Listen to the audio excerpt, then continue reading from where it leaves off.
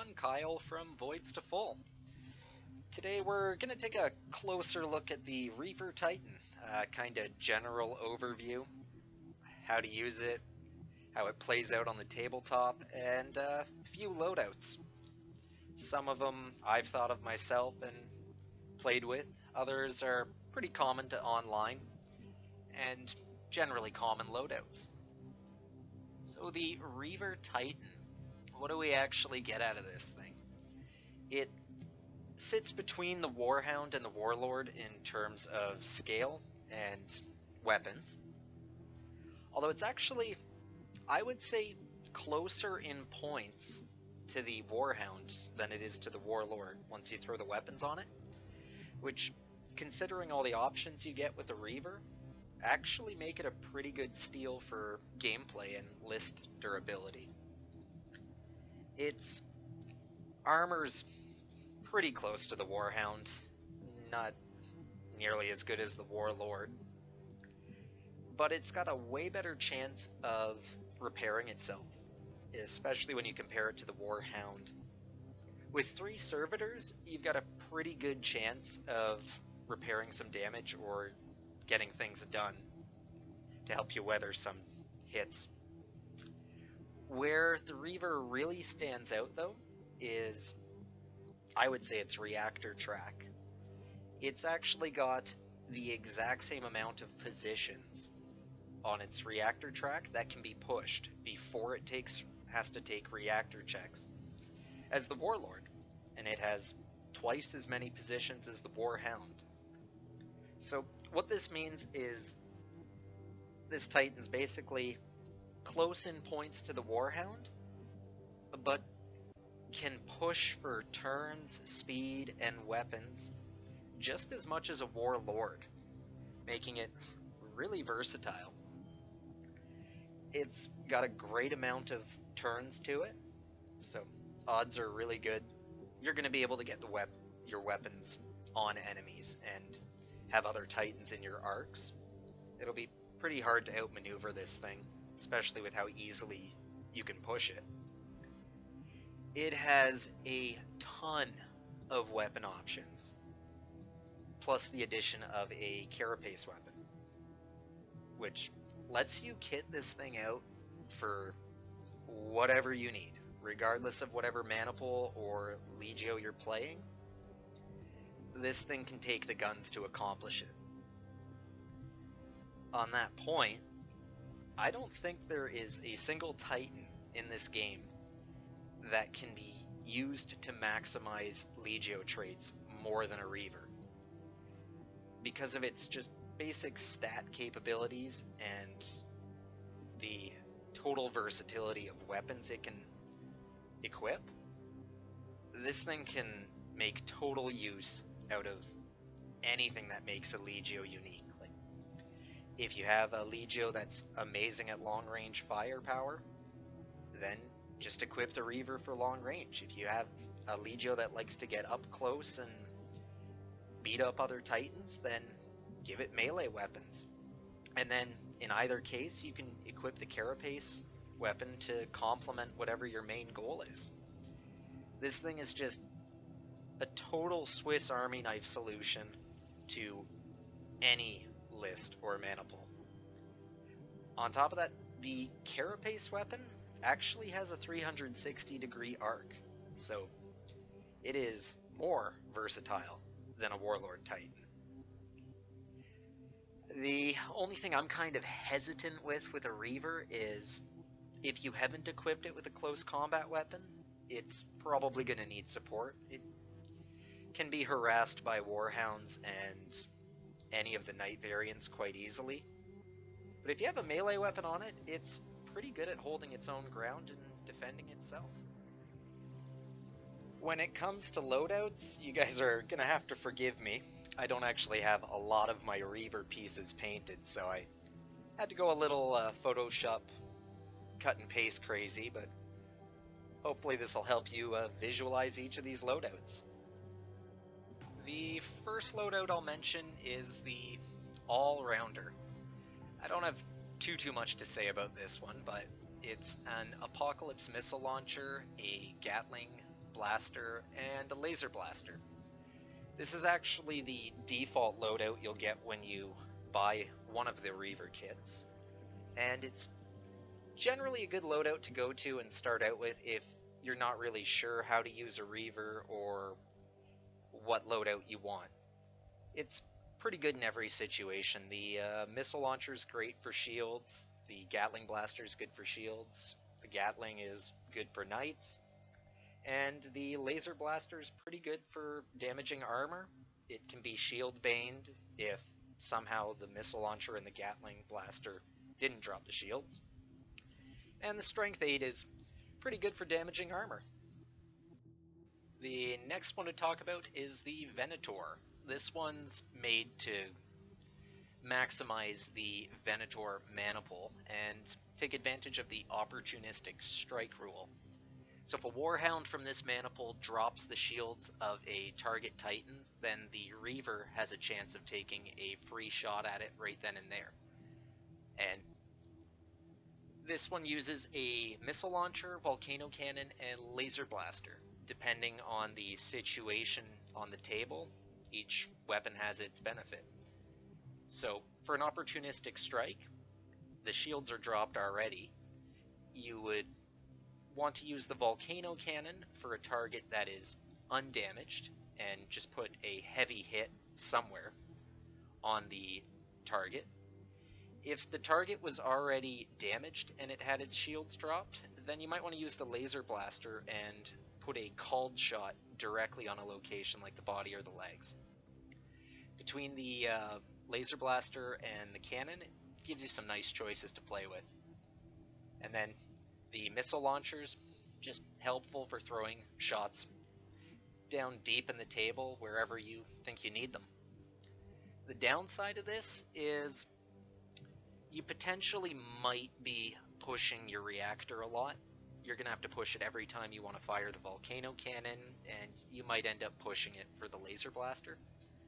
Something to keep in mind, but I don't think it holds this one back too much in terms of reactor intensity. The Killshot. This loadout is a turbo laser destructor up top, a laser blaster, and a volcano cannon. It's pretty mean loadout and can be pretty concerning for the player using it, but it gives you 5 shots that you can push your reactor to shield bane, a nice high strength template weapon in the volcano cannon, plus some pretty long range. That template can put a lot of damage onto locations, armor, and can be pretty scary for knights if you land a direct hit.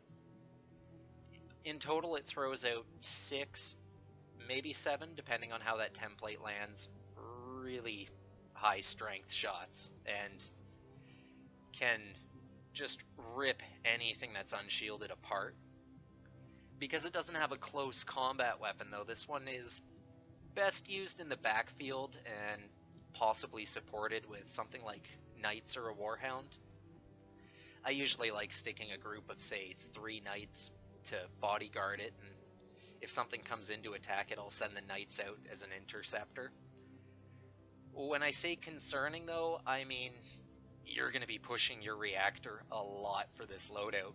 You're going to have to push every time you fire that volcano cannon, and you might be also pushing this thing just to get the shield bane off on the turbo laser and the laser blaster.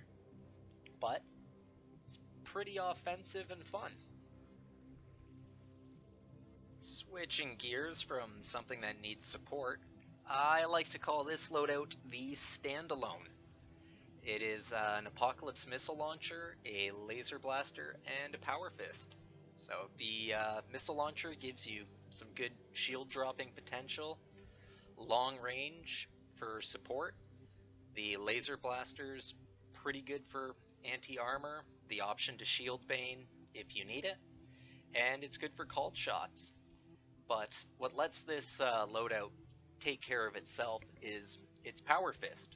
So whether you have it midfield or in your deployment zone, if anything comes to challenge your Reaver Titan in this loadout, it can walk up and just hammer hand anything, whether that's Knights, a Warhound, even another Reaver. So, nice thing about this one, you can use it unsupported. And another pro is really the only time you're going to be using the reactor is the off chance you end up shield baning the laser blaster. I like this one if I have plans for other Titans in the maniple and can't afford to babysit. The next loadout, this one's a little bit more on the experimental side and pretty hard for you to pull off, but if you can, it's potentially very rewarding. I call this one the first Salvo. So it is a warp missile launcher, a volcano cannon, and a Gatling blaster. I've seen a few things online about people trying different loadouts with warp missiles, but not sure how well they've panned out. So for this loadout, you would want to use this in the Reaver heavy maniples, a group of at least 2 to 3 Reavers. And you would want to put them all on first fire orders the first turn and have them all shoot their warp missiles at the same target, hopefully doing some serious damage, if not destroying a Titan in the first turn. Because the warp missile is a single shot weapon, the Gatling blaster and volcano cannon are all you're going to have left for the rest of the game. So you would use the Gatling blaster for your anti-shield, give you a decent amount of shots on things like Knights, and your volcano cannon for some good Knight redundancy and heavy hitting on armor. Though the Gatling is really low strength, its ordnance rule could give you some rerolls on your armor, but it's nothing really to bank on. And the loadout itself is handy for, or not as high draining on the reactor, since really the only thing you're pushing for is the volcano cannon. But it's another one of those loadouts you would want to think about support, whether that's a close combat Reaver, Warhound, or Knights. Bring on the Orbital Lance Strike. This next one will delete Titans off the board, hence the name, the Exterminatus. This loadout is a Vulcan Mega Bolter in the carapace and 2 Melta Cannons for the arms. It is a total midfield Reaver build that just melts things. All of its weapons are about the same range, and it's got some insanely good anti-armor capabilities with the fusion trait on the Meltas. And because both weapons are template weapons, they are great against armor for double hits and good against Knights. The downside is you can't really do any called shots because they're both template weapons. But the Vulcan Mega Bolter will allow you to drop your opponent's shields, and then you can follow up with the Melta Cannons. Another nice thing about it is it's really low use on your reactor, so the only thing you're going to be pushing for is extra movement. And again, no melee weapons, so your call. If you have the points for it, I would say support this build, especially since it's going to be in the midfield and an easy target for your opponent's Knights and Warhounds to abuse it. Last but not least, and I can hear the Legio Furion players from here, is the Berserker. This is a close combat variant, and it sports a turbo laser on top and 2 chain fists. I've seen a few builds online for this with the Vulcan Mega Bolter up top, but this build doesn't really care if an opponent's shielded. You're going to be getting inside of their shields if done right. So I've chose the turbo laser because if an opponent is shielded and I'm far away, I can push the reactor for shield bane. If it's unshielded, I get 2 strength 8 shots anywhere I want with the called shots.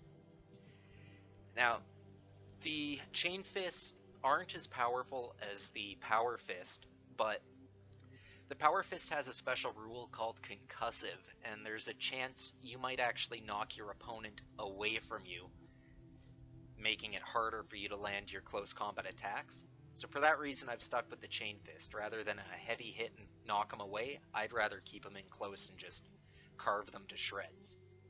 On top of that, the Chain Fists have the Rending special rule. So this will let you add D3 to your armor rolls for every 6 you roll, making them pretty strong against tough armor. And the loadout gives you 6 strength 8 attacks base before you factor in maybe giving your Reaver, and you probably will, give it a charge order on its way in, just for the bonus. And you're going to be running this loadout against your opponent, so it's going to be in their deployment zones. If the Reaver somehow survives the whole game, then you might actually deny your opponent hold the line, costing them victory points, but a loadout like this is going to attract a lot of heat as it's running across the board, going straight into enemy Titans. That being said, this loadout is very reactor intensive. You're going to be pushing the reactor every turn, at least for speed, and potentially for turns and shield baning the turbo laser. But once it gets in there, it is going to tear things apart. And that is the Reaver Titan. This one was a little longer than I would have liked, but there's just so much to talk about with this thing. The loadouts are unlimited. So if those of you watching would like to fire your favorite loadouts and legions down in the comments, go for it. I'm sure I missed a bunch that work very well. And I guess thanks for hanging in there to the end. I'll catch you on the next one.